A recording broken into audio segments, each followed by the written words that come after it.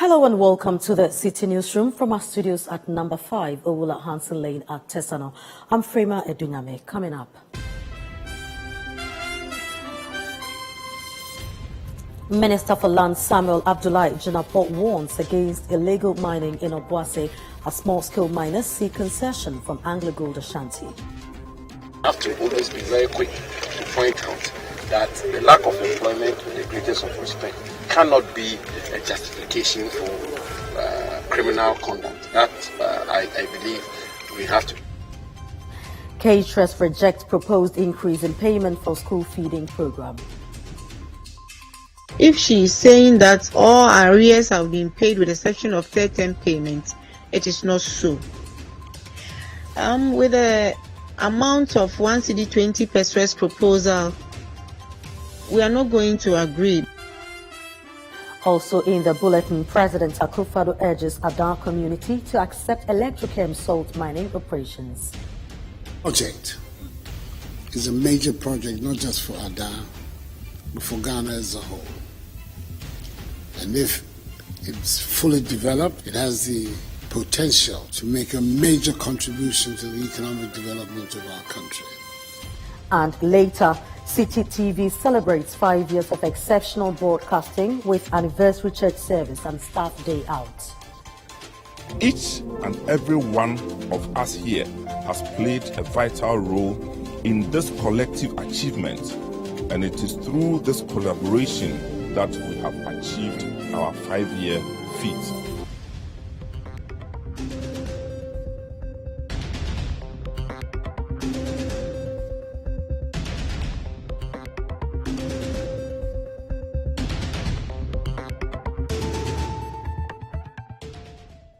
Now, in our first story, President Akuffo is appealing to the chiefs and residents of Ada in the Greater Accra region to support salt mining company Electrochem to carry out operations in the area, despite months of opposition from the residents who have raised various concerns. The president emphasized the importance of the Ada salt project during a meeting with the Ada Traditional Council at the Jubilee House. Citi News reporter Sami Uyafe provides further details on the matter. Residents of Ada in the Greater Accra region have in recent times held a series of demonstrations against Electrochem Ghana Limited, the company mining salt in the Sogo Lagoon. The residents say the agreement signed between the company and the Traditional Council was not in the best interest of Ada.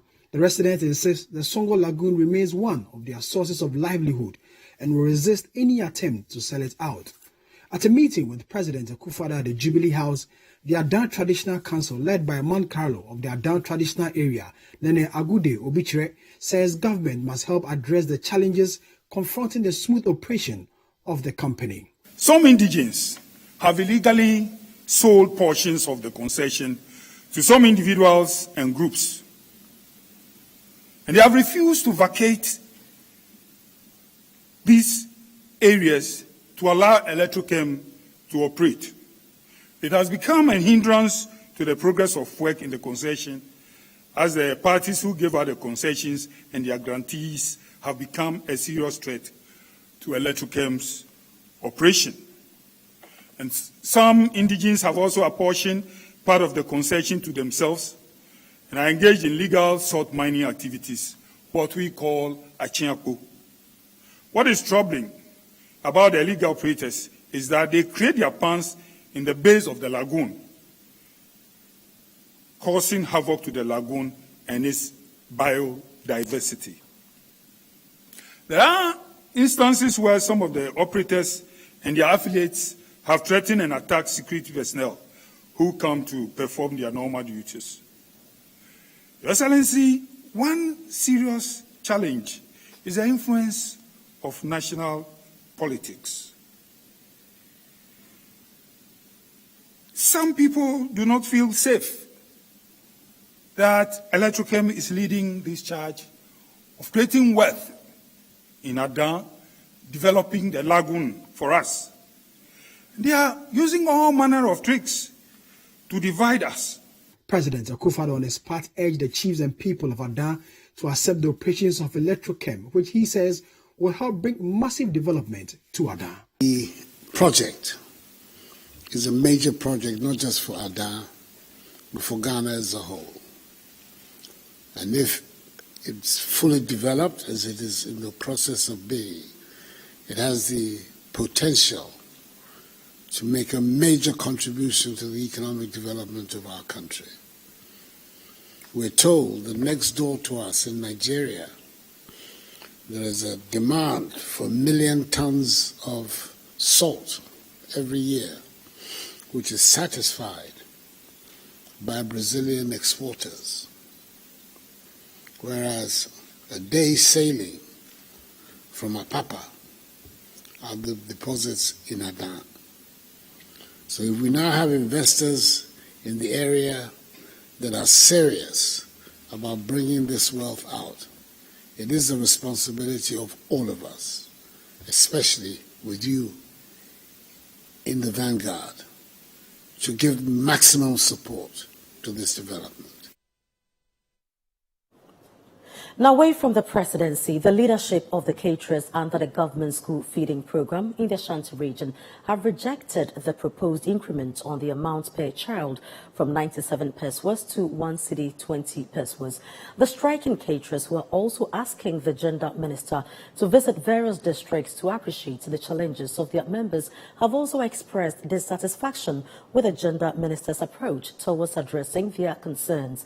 The sector minister assured of plans of paying outstanding arrears for third term of 2022 at a press conference on Sunday, and also hinted about a proposal to increase the price per child to 1 cedi 20 pesewas. Ashanti regional correspondent Fatih Aminu Ibrahim reports. Caterers under the government's school feeding program in the Ashanti region have, since the reopening of schools, withdrawn their services. This comes after they declared a strike following their demand for government to increase the amounts per child daily and also pay outstanding arrears. The matter subsequently took a bigger dimension when their counterparts from other regions across the country joined the strike. In an attempt to get the striking caterers to resume work, the Minister for Gender, Children and Social Protection, Laraba Zuira Abudu, has assured the striking caterers that plans are in place to pay outstanding arrears for the third term of the 2022 academic year next week. As at April 2023, the Ministry, in collaboration with the Ministry of Finance, has paid the first and second term arrears of 2022 academic year. 2022 academic year. I want to give the assurance here that next week, caterers' arrears will be paid. We have done all the validation. We have done the auditing. Sector Minister, who spoke at the Meet the Press series on Sunday, also hinted at proposal to increase the amount per head of a child to 1 cedi 20 pesewas. 2023 academic year. The cost per meal, per child, per day has been proposed as 1 cedi 20 pesewas as we stand now. And we are still in talks with the Ministry of Finance to see how best, if it can be reviewed, we will let you know. The caterers, who say they are not satisfied with the sector minister's approach towards addressing their concerns, have, however, rejected the proposed increment, insisting that they are still not cooking. They are, however, appealing to the gender minister to engage them at the district level in order to appreciate the difficulties they are dealing with. Dorothy Ofori-Sapon is the General Secretary of the Ghana National School Feeding Caterers, and she has been speaking to Citi News. We are still on strike. We are not cooking.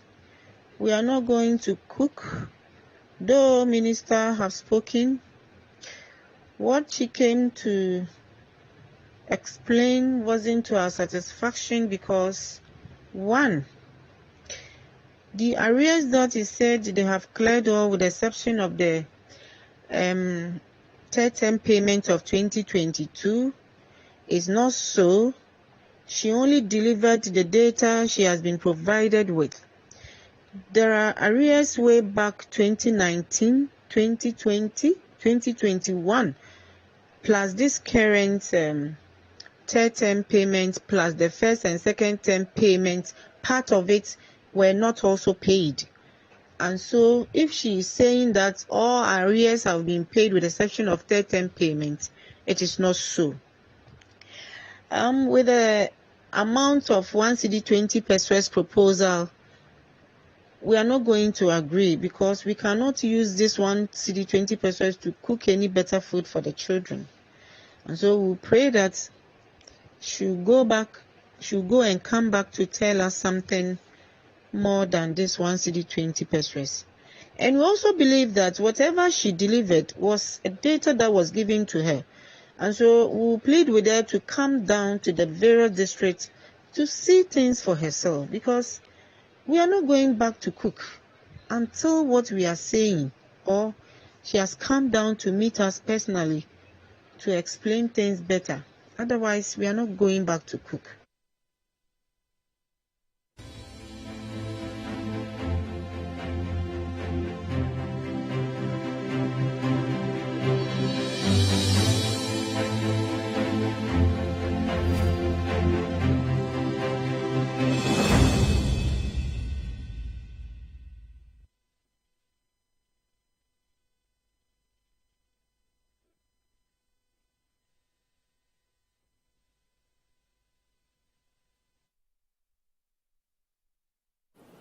Minister for Lands and Natural Resources Samuel Abdullahi Jinapo has admonished residents within the mining town of Obuasi not to use unemployment as an excuse to engage in illegal mining on Anglo-Gold Ashanti Obuasi Mines concession. Small-scale miners in the area, however, say the best way of addressing illegal mining in Obuasi and its environs is for authorities to give out a portion of Anglo-Gold Ashanti's concession to them. Our Middle Belt Bureau Chief Edward Oponmafo reports. Despite numerous arrests, illegal miners keep invading Anglo-Gold Ashanti Obuasi Mines concession. According to the management of Anglo-Gold, the illegal miners dig tunnels deep inside the concession and use narrow routes to engage in rock mining. These illegal miners risk their lives and enter the pits, and when the entrances are blocked, they complain of being trapped. A week ago, some illegal miners in the area invaded Anglo-Gold Ashanti Obuasi Mines concession and got trapped in the mine shaft. According to the management of Anglo-Gold Ashanti Obuasi Mine, in all, 86 illegal miners who were caught were handed over to the police. We didn't put out the 300 number, so we can't really talk to it. Secondly, if somebody who is unauthorized enters underground, we won't know. That's the bottom line. All we can say is that if we have hints that somebody is underground, as you've seen, we have this main exit that you can even drive through. We would always make it open for anybody who is underground and wants to come out to use this space. The chairman of the Artisanal Small-Scale Miners Association in Obuasi, Kofi Adams, tells Citi News their members are at times compelled to engage in illegal mining by trespassing on Anglo-Gold's concession because they do not have viable places to engage in mining. He believes that the only way to comprehensively address their concerns is for authorities to ensure they are given a small part of Anglo-Gold's concession to operate on, to serve as a form of employment for the people. And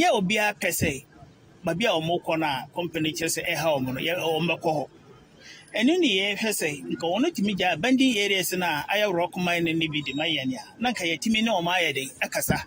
Now almost soon now, Omoko one at me a bejumo. And they say, what Yama say, why you when you cry say, Umfa Kratabia Maya, Obia, I am Vesabia Sosodin is Sikabedi, a babisham because what my become any Tambia. And Yama a month for Esru. And to say, yes, our conscious 2 crowns, say, what Yamayana, dear, conform to me disguising, every summer you to Swanya Jumaya, Sa in the ground corner. Yes, bet my Jena and also Ama, Sa or Honum. The recent instances where the illegal miners have been trespassing on Anglo-Gold's concession has created tension between some community members and Anglo-Gold Ashanti. The Minister of Lands and Natural Resources, as part of efforts to better appreciate the issues, led a government delegation to Obuasi. The delegation had closed-door meetings with Obuasi Municipal Assembly and Obuasi East District Assembly, and also held separate meetings with traditional leaders under the Adanse traditional area, small-scale miners, and the management of Anglo-Good Ashanti Obuasi mine. The minister also visited the mining sites of the mining company to assess the situation. Speaking to journalists after having an engagement with various stakeholders, Mr. Samuel Jinapor stressed that government would not allow persons to engage in illegal mining in the area, which could lead to the collapse of the mine.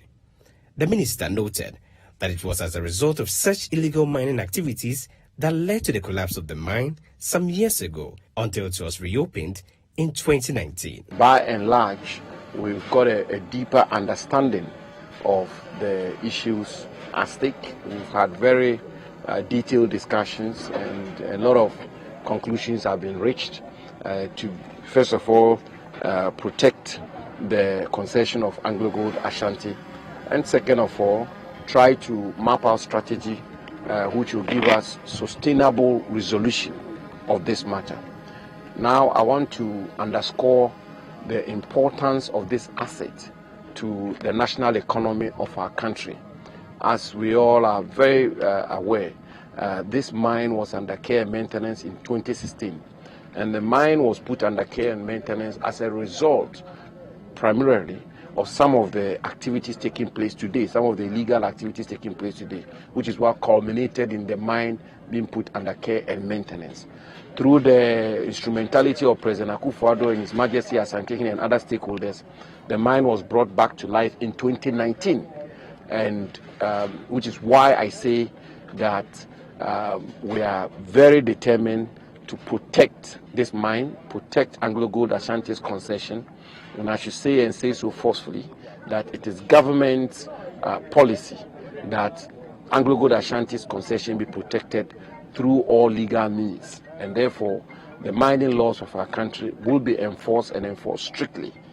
Persons are not allowed under any circumstances to invade or attack the concession of Anglo-Gold Ashanti. If they do as they have done, they will be made to face the full rigors of the law. They will be arrested, they will be prosecuted, and the law will take its course. For years, illegal mining has been a major concern for residents within Obuasi. And it is the hope of all stakeholders that, particularly the illegal mining that takes place within the Anglo-Good Ashanti Obuasi mine area, would be addressed completely. For Citi News, I'm Edward Upon Malfo, Anglo-Good Ashanti Obuasi.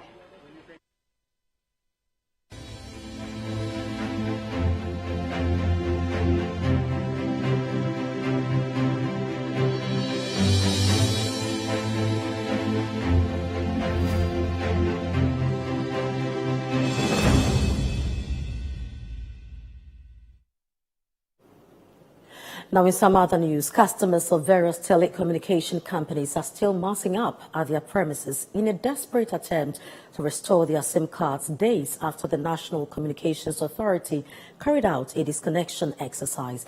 They complain that the process of getting their SIM reactivated is frustrating and called on the relevant authorities to address it. There is more in this report filed by Citi News' Anne Shelley Ziwu. I'm here purposely for my SIM disconnecting. By 3 days ago, I cannot do call, I cannot withdraw my mobile money. So today I plan to come here to come and reconnect it. That's why I'm here. Yeah. Since you've been here, what have they been telling you? Oh, they say you should drink quick, go inside, come out, blah, blah, blah, blah. They say the network is not working, or sometimes the network is working. We are suffering over here for the doing of our SIM card. They blocked my SIM since Thursday, around 10 to 11 p.m. Yeah, they blocked it. How was it? Were you able to make calls? No. And then that line too is my business line, so I can't do anything without that SIM.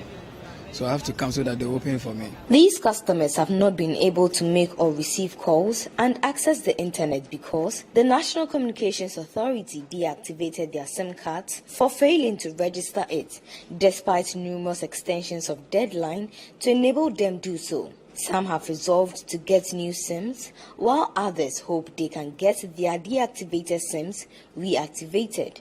And what are you here specifically to? To register a new SIM, and then what happened to your old? And it got deactivated. Yeah. When? On 31st of May. And how has it been for you? Are you able to make calls? No, I'm not able to make calls, and the internet too has been disconnected. So I'm here to fix the problem. Yeah. Do you have money on your Momo service? Yes, I do. And have you been able to get it? No. They gave us a lot of grace period to do the re-registration. Why didn't you do it? Ever since they gave me, I heard it. Because when I'm making call, they told you. But my national ID card, I didn't get it. The Ghana card? The Ghana card, I didn't get it up to now. So that was the reason why. So up to now, you still don't have it? No, I have only the paper that they gave me. Oh, okay. So then, how would you be able to do your re-registration since you are here? I'm here to see whether they can do something about it for me. But some have complained about the cumbersome nature of the reactivation process and called on the authorities to address it. I'm here to register my SIM. Yes, please. Well, I came here. Has it been deactivated? No, please. Yes, it has been deactivated. Meaning it's not working. I came here around 5 to register my SIM. It is said that I should join the queue. I waited and joined the queue. It got my turn. When I got inside, they just placed my Ghana card on the machine and they are telling me that it's not working. So I should go back to the office where they do the Ghana card. And I told them that no, how can I go back to the office? Whilst I came here Saturday and they told me that I should go and come Monday. I called the office and they told me that I should come here on Monday. I'm here from morning up to date and they are telling me that the card is invalid. So I should go to the office and do it back. How? So all these things that the government is doing is seriously, it's not helping. It's not helping because how can people? So it means that all the people study here, once they are going inside, they will tell them that they should go back. But still, they are joining the queue. Customers of various telecommunication networks have massed up at the various premises to get their SIMs which have been deactivated, reactivated. However, they are saying the process of getting their SIMs reactivated is a cumbersome one and they would appreciate it if it is eased. Reporting for Citi News, my name is Shirley Sibu. This is the Citi Newsroom, still to come. Former Minister of Power, Dr. Kwabena Donkor, attributes deteriorating exchange rate to be the major contributing factor to the huge debt crippling the energy sector.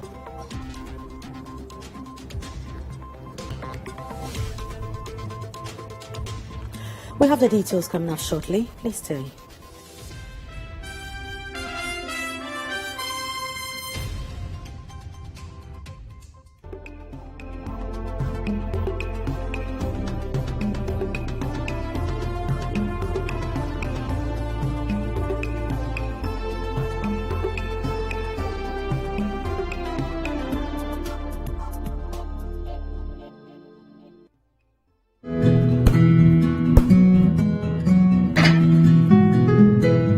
Is the neighborhood I'm having my twins. The very reason why I took it for us. See, the price is very good and it's spacious to contain all of us.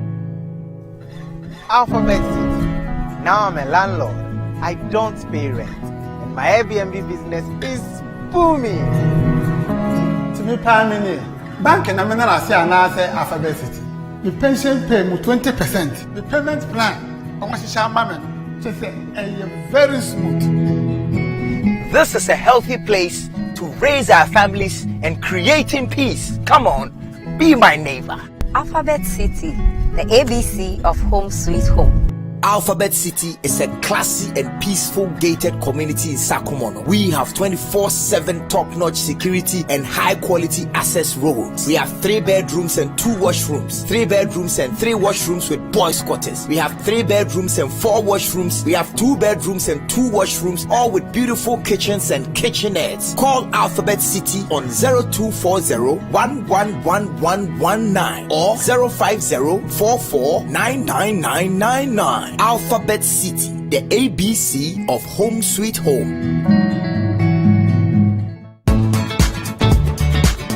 A forest is made up of trees of various kinds. A great country like ours must be endowed with many trees. Last year was successful. Be part of this year's campaign on the 9th of June in planting 10 million tree seedlings nationwide under the theme Our Forest, Our Health. Seedlings will be made available at the Forestry Commission and other designated places nationwide. Let us preserve our forests. Green Ghana. Let's go planting. This campaign is proudly brought to you by the Government of Ghana under the auspices of the Ministry of Lands and Natural Resources, Forestry Commission, and supported by the National Alternative Employment and Livelihood Program, Ghana Forest Investment Program, Forest Plantation Development Fund. My name is Tina. I am a person living with HIV. I got to know my HIV status after I gave birth and lost the child because of HIV. In those days, prevention of mother-to-child transmission services had low patronage due to fear and stigmatization. Today, many HIV-positive women have delivered negative children. I follow the guidelines and take my HIV medicine called ARVs every day, as prescribed by my doctor. This makes me strong and healthy, and also prevent me from passing HIV onto any future child. Please avail yourself for PMTCT services when pregnant. It is the only way to ensure you do not pass the HIV onto your baby during birth or pregnancy. If you have tested for HIV recently and it was negative, test again when pregnant to ensure baby and mother are well. Let us work together to have an HIV-free generation.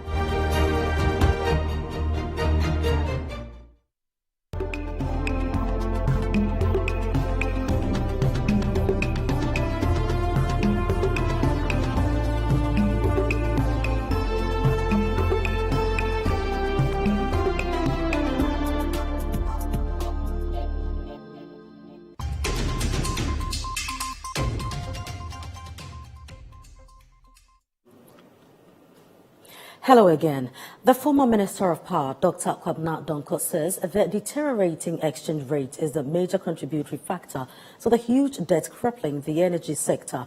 The World Bank Country Director, Pierre-Frank Laporte, accused the Mahama-led government of contributing to the current economic difficulties as a result of the power purchase agreement signed under a take-or-pay agreement which committed Ghana to pay for excess energy it did not need. Now, describing the assertion as factually incorrect, Dr. Kwabena Donkor said the mismanagement of the economy impacts the ability of government to pay for generated power. The following report by Citi News' Ni Ayukwe Okain has more. So, Ni, tell us more. The World Bank Country Director to Ghana, Pierre-Frank Laporte, has said that the current economic crisis is as a result of the huge debt crippling the energy sector, and this, he says, is as a result of some take-or-pay power purchase agreements which were signed under the Mahama-led administration. But speaking to journalists on Monday, the former Minister of Power, Dr. Kwabena Donkor, says these assertions are factually inaccurate. He rather urged the government to focus on fixing the economy to deal with the situation. I would have expected the World Bank Country Director to have placed more emphasis on managing the economy efficiently in order to create a stable exchange rate. The exchange rate between this period has virtually tripled. And must the PPA be the reason for the deteriorating exchange rate? The deteriorating exchange rate rather affects the tariff in the PPA. The World Bank and the IMF and the Ministry of Finance have failed to manage an efficient economy. They failed to run an economy that creates confidence to warrant a stable exchange rate. He also alleged that government owes almost $1 billion for gas used and urged the government to ensure that the debts are paid to forestall any power crisis. There is technical work to be done. There is commercial work to be done. ECG loses about 30% of the electricity they buy before they reach the market. That is if you take technical and commercial losses combined. So there is work to be done in that area to reduce wastage, to improve revenue flows. As we speak, the sector owes around $1 billion for gas utilized. Gas we have used that we have not paid for. The difference today compared to 2014-2015 is that we owe ourselves. VRA owes GMPC, VRA owes Ghana Gas owes GMPC, the thermal plants owe VRA, Sonu Asogle, and the rest who are supplied by VRA owe VRA. They owe VRA because ECG owes all of them, and NETCO owes and owe all of them because they are unable to recover the monies they should be recovering from customers. Reporting from Parliament, my name is Ni Ayikwe Okain for Citi News. Now, despite government's intention to reintroduce the payment of road tolls, major road toll booths are in deplorable state. The abolition of road tolls in 2021 as part of the policy measures in the 2022 budget has resulted in the displacement of toll collectors and significant negative impact on businesses at toll collection points. This report by Citi News' Fauzu Masawudu and read by Kweku Ejama Ansa highlights the current state of the Wager toll booth in Accra and also gathers the opinions of road users on the reintroduction of road tolls. The Wager toll booth on the Accra-Kaswa stretch presents a disheartening scene with its dusty floor, broken windows, cracked walls and exposed live wires. This deplorable state is not unique to Wager, as many toll booths across the country share a similar fate. Once vibrant spots for drivers and hawkers, these toll booths have been abandoned since the cessation of road toll payments in November 2021. The abolishment was part of the policy measures announced by Finance Minister Ken Ofori-Atta in the 2022 budget, who then introduced the electronic transaction levy to generate revenue from a wider section of the public. The congestion generated at the tolling points, besides creating these inconveniences, also leads to pollution in and around the vicinities. To address these challenges, government has abolished all tolls on public roads and bridges. In November 2022, as a response to the revenue shortfalls from the controversial e-levy, Minister Ken Ofori-Atta included the reintroduction of toll collection on selected roads in the 2023 budget and financial statement. But what do drivers think about this decision? Oh, no cremum de me who is say bia abem. What I say because any traffic on so than I bet you. Cause Accra no your road no nyoma enye. Putus no doso. Apart from two no cry any traffic and about no cry would do wood barrier ekwaninye. And no traffic in the chichen ha. What I say at the same time so to say buy because all we no see adwuma edinye duane edehwe moyer no omomba. Say we no traffic na mabiom. Nti say na otwam ko. The top from so mom so o ma de nko so. Dem so akoya de nwenu. The baba ka the top for the omopren so. Na that for the anka empren so. Say na be traffic no. Betimu dimu afi broadcast na ndu hampu. Akuya Ajekumwa has been hawking at the Wager toll booth for the past 11 years. She acknowledges the benefits of the toll booth to her trade, but is not bothered by its non-operation. For her, it has spared them from being pursued by the Assembly's task force, which prevented them from conducting their trade.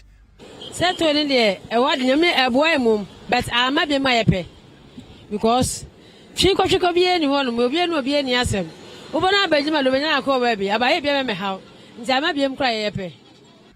the other hand, Ruth Esibu, Akuya's colleague, disagrees.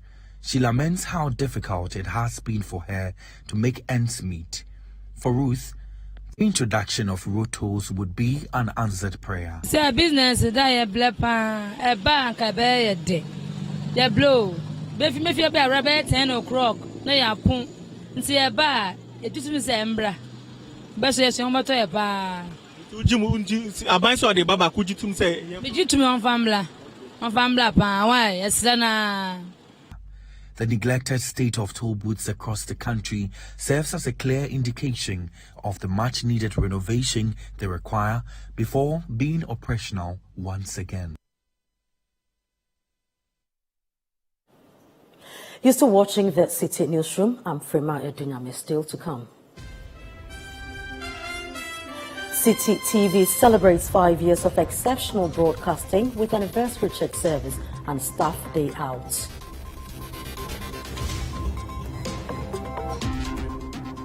We have the details coming up shortly. Don't go away.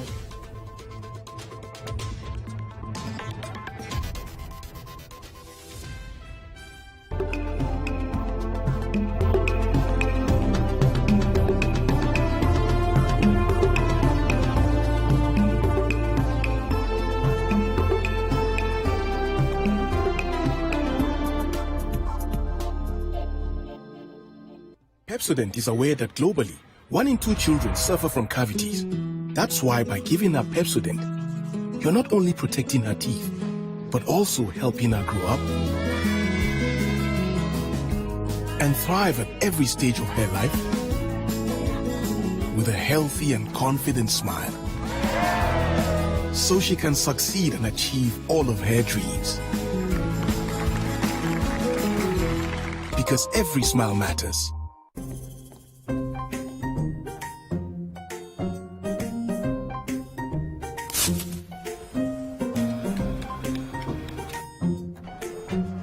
Mido, you're not Biana. I'm going to you about this. Every time I just say, baby, she. Mangashi. Junior!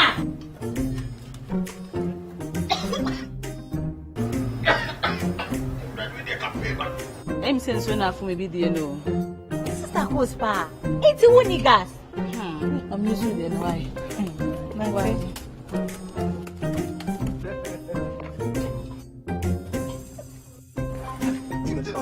Down Yankanawa. Ah, Sister Coles. Use gas. Gas ye fast, and ye easy, and ye convenient. Tell me wow. Let me see your hand. Finally, anyone can become a household. Oh, wow. Yeah. Flip, a real estate gaming platform that allows you to play and stand a chance of winning a house or cash or consolidated prizes, such as savings towards a house. Simple and easy to play. Visit www.ugoflip.com. Buy a ticket to enter the game. Wait for the end of the game to enjoy the win. Anyone can win. Flip it or own it. This advertisement has been vetted and approved by the Gaming Commission of Ghana. Play responsibly, not for persons below 18 years, and gaming can be addictive.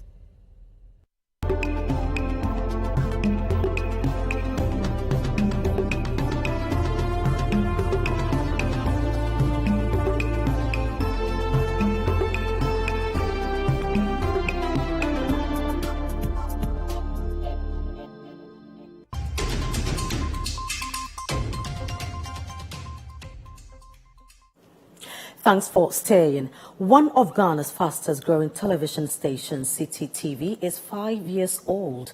The Accra-based station started operations on June 4, 2018 and has for the past 5 years given viewers locally produced world-class content. Now marking the 5th anniversary with a church service at the City Gardens at Tesano, the Chief Executive Officer of Citi TV and Citi FM, Samuel Atta Mensah, highlighted the motivation behind the establishment of the business and the significance of the anniversary. Enu Safo has the following report. June 4, 2023 marked the 5th anniversary of the emergence of Citi TV, and staff gathered to mark the day in reverence. To kick off the celebration, staff gathered at Citi TV premises at number 5 Owula Hansen Lane at Tesano, where a Thanksgiving service was held. Reverend Mauli Chikata, who is part of Citi FM and Citi TV pastoral team, delivered a riveting sermon that, amongst other things, encouraged colleagues, to at all times work for the progress of the organization. Love is what cements everything. Love is what brings everything together. Why love? Because as the body is, as we are in this place, we'll offend one another. Not in an evil way. Nobody wakes up in the morning to come to work to say, hey, OJ, today I mean you, pa. I'm coming to do you wicked. I'm coming to talk to you anyhow. I'm coming to disrespect. No. But as we work, I may scream at you in a certain way. I may talk to you in a certain way. I may step on your toes. It is all for the job to be done. And if we are going to achieve together, we must have that element of love in us. And so this morning I've been sharing with us the 5 realities of achieving together. Number 1, Christ is our source. Number 2, everyone's contribution is important. Number 3, we must be effective and efficient. Number 4, increase is possible. And number 5, we must grow in love. May the Lord help us all in Jesus' name. Amen. Managing Director Samuel Atamensa highlighted the significance of the 5th anniversary. As we celebrate the power of our unity, as a team, we have proven time and again that when we work together, we can conquer all the challenges that come our way. Our individual strengths, as Pastor Maoli has said, and talents have blended harmoniously to create something extraordinary called Citi TV, something that we have all been part of. The synergies that we have cultivated has been the foundation of our success. Each and every one of us here has played a vital role in this collective achievement, and it is through this collaboration that we have achieved our 5-year feat.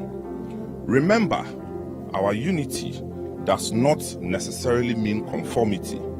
It means respecting and valuing the unique perspectives and skills that each team member brings to the table.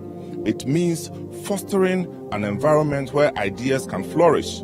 Everyone in your small corner feels empowered to contribute their best.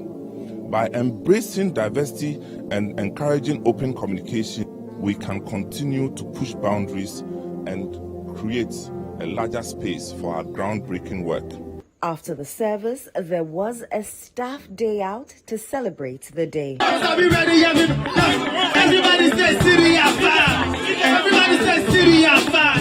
Everybody says Citi Afan. The staff day out to celebrate Citi at 5 was fun-filled. There were various events that encouraged healthy competition amongst the various departments at Citi TV. Table tennis, football, basketball were some of the physical activities, but the highlight of the day was the swimming competitions.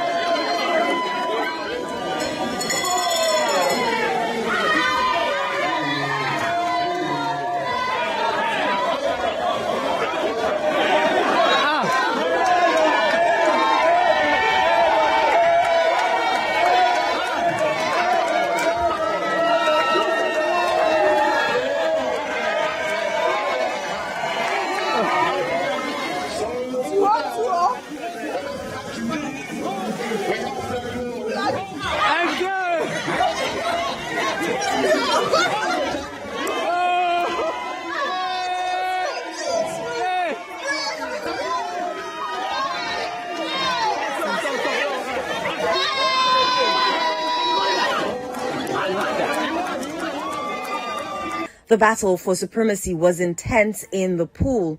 Even Managing Director for Citi TV, Samuel Atamensa, joined in on the action.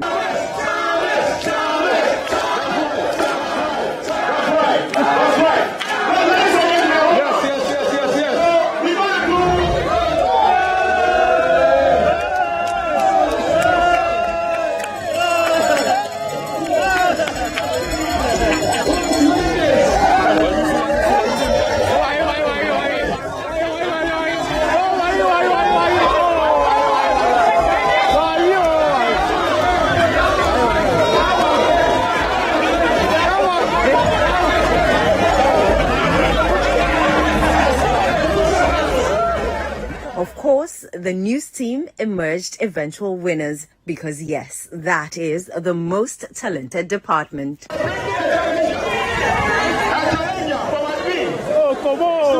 There was also a cake cutting ceremony to crown the anniversary. Citi na yepe sa wo shana sa wonpe Citi emedi echo na wo nebe wote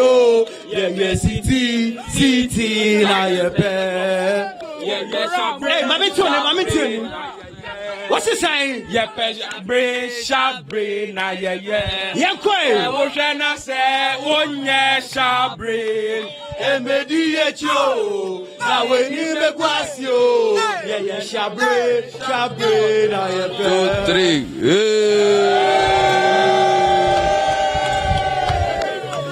Another one. 1, 2, 3. Last one. 1, 2, 3. Hey! Citi is fine! Yes, sir! Yes, Citi TV is 5. Now is some other news.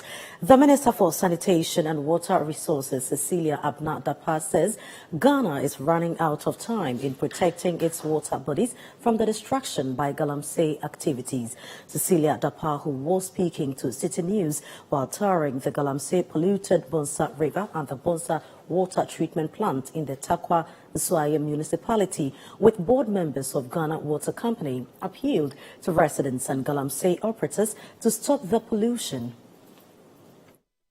The community should know that this war is being fought on all fronts.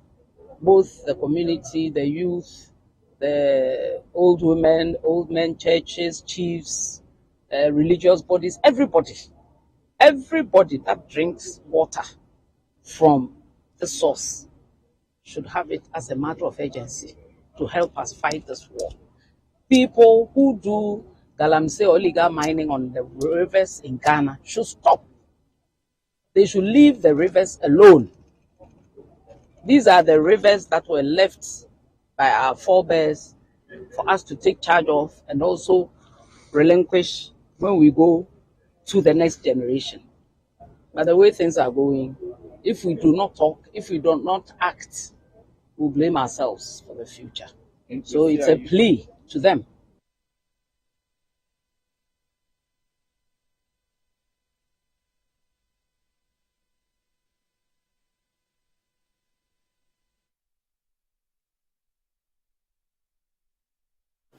Some constituency chairpersons of the National Democratic Congress NDC in the Greater Accra region have called on delegates of the party to channel all issues about money meant for transportation during the party's May 13 primaries to the various constituency offices and not the regional office. Now, according to them, the regional chairman, Emmanuel Ni Ashimor, disbursed the funds to the various constituency chairmen and treasurers ahead of the elections. The following report has the details.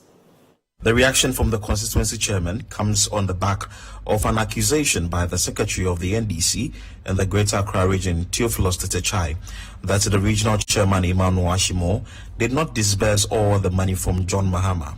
But speaking to the media, leader of the group and chairman of the NDC in the Ayawaso West Wogon constituency, Bismarck Abobi Aite, says Ashimor disburse the funds appropriately. We as constituency chairman, we also believe that the regional chairman has brought some level of discipline into resource allocation when it comes to the region for the first time.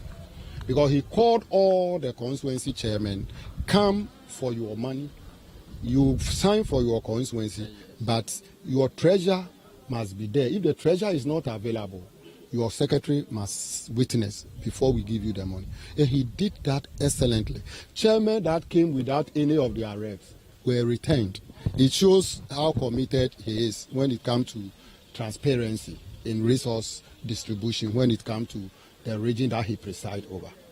We are here to send caution to the general public, the party rank and file, that the chairman, the regional chairman, Honorable Emmanuel Ni Ashimor, we support him. Whatever he did, we support him 100%. And the resources that he issued to us has been appropriately taken care of. If there is any operational challenge with any constituency, what we are saying is that those constituencies can be singled out, investigated and handled. But we cannot blame those things on the regional chairman. Bismarck Abobi Ayite further noted that the image of Ashimo must not be tarnished because of the money. Regional chairmen across the country were the campaign managers for John Dramani Mahama. So resources meant for the exercise coming from John Mahama were directed to regional chairmen, and they have done justice to that. All of you may bear witness. We have 16 regions. So what is happening that Greater Accra alone, just small TNT for branches, will create problem for somebody to try to denigrate the high-end reputation of our regional chairman. If we don't speak to these issues, it is affecting the party progress, because he is the person that will lead us to victory 2024. The thing is that if the head is destroyed, where are we as constituency chairman? We are rallying around our regional chairman forcefully, that anybody that will try. This is the Citi Newsroom. Up next is CNR Business with Nashika Caesar.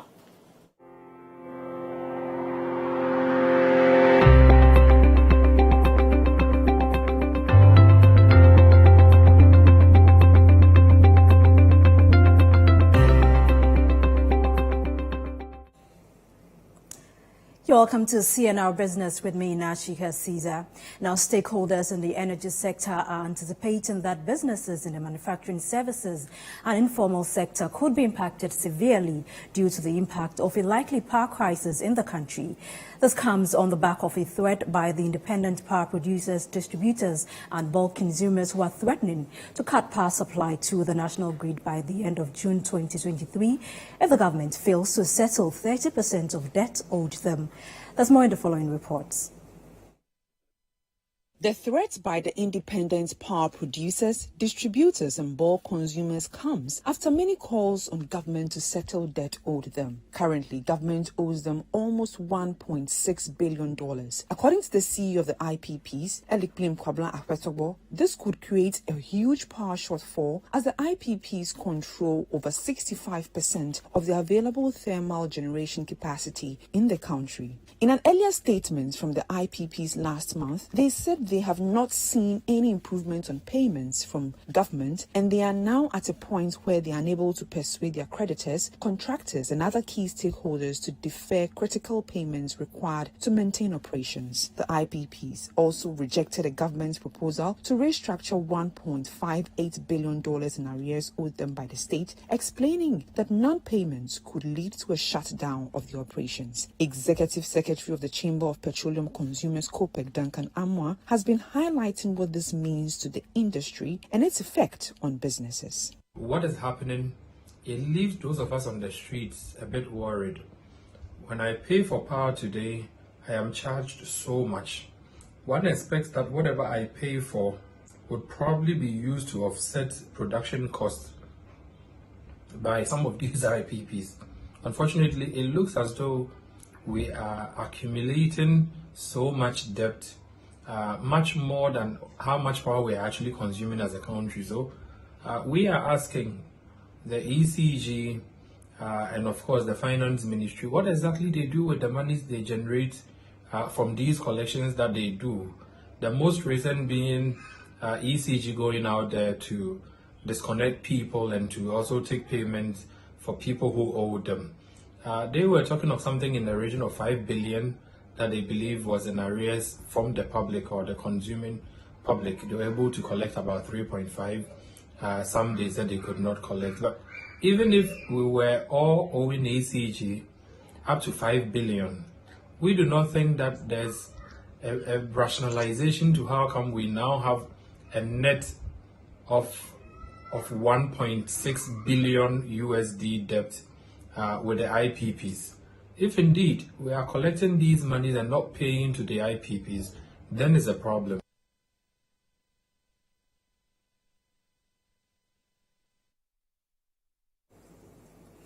Now, the International Monetary Fund, IMF, is asking the government to consider a possible acquisition and mergers of banks and other non-banks financial institutions as part of moves to mitigate the country's financial sector shocks.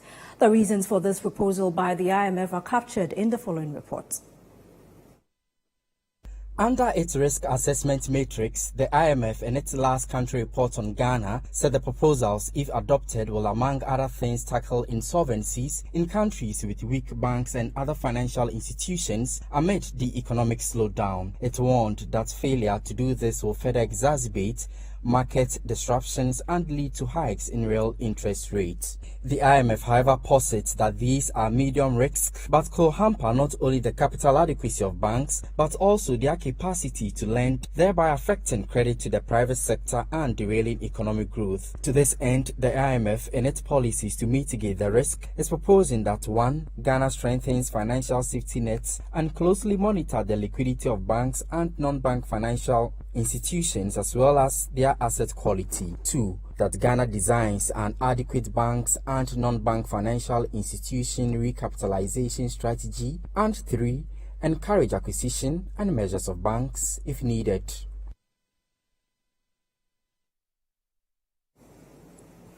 Moving on, the Chief Executive Officer of Tech Gulf Ghana Limited, Franklin Assari, is calling on the government and policymakers to aggressively foster an environment that helps businesses to seize the benefits of digital economy.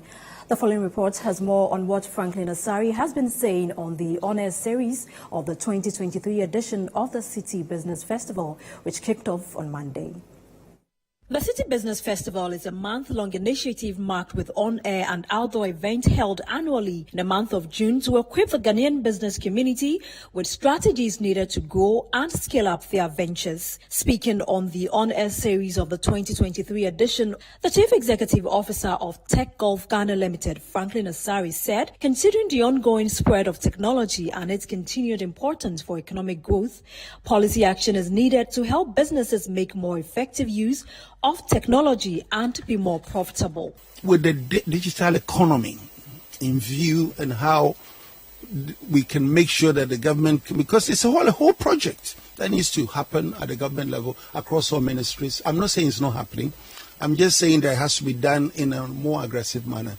Franklin Assari also encouraged businesses to embrace digitization and be innovative in order to meet the dynamic needs of society. The digital era, for some people, they don't even know what it is. Because if you have an industrial business now, whether you like it or not, we've moved to the digital era, and that is what is beginning. This year's edition of the Citi Business Festival is powered by Citi TV and Citi FM in partnership with APSA and is proudly sponsored by MTN Momo, MTN Business and ZPay with support from Gesal. And that's all for business. My name is Nashika Caesar.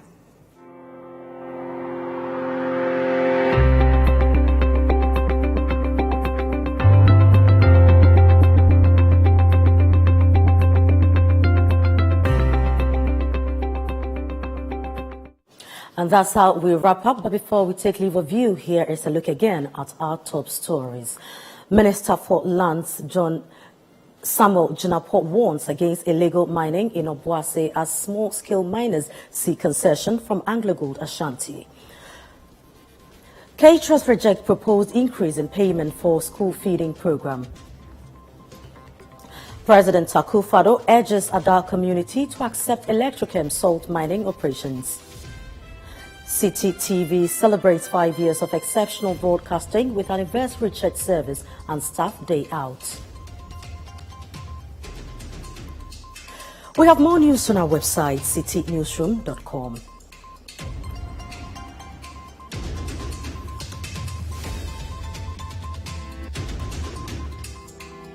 Subscribe to CitiTube on YouTube for more exclusive video content from Citi TV.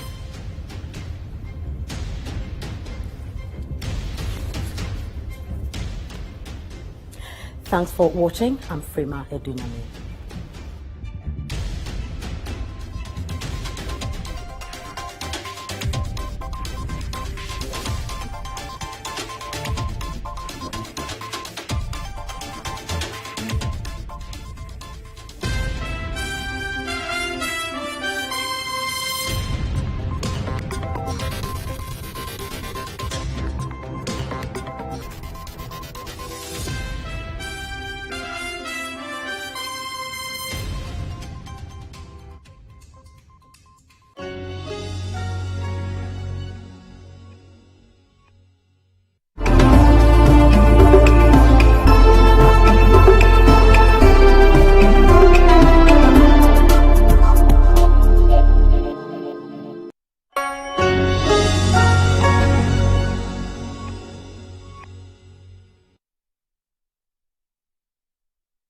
The Point of View is brought to you by Belpac. Belpac, just perfect.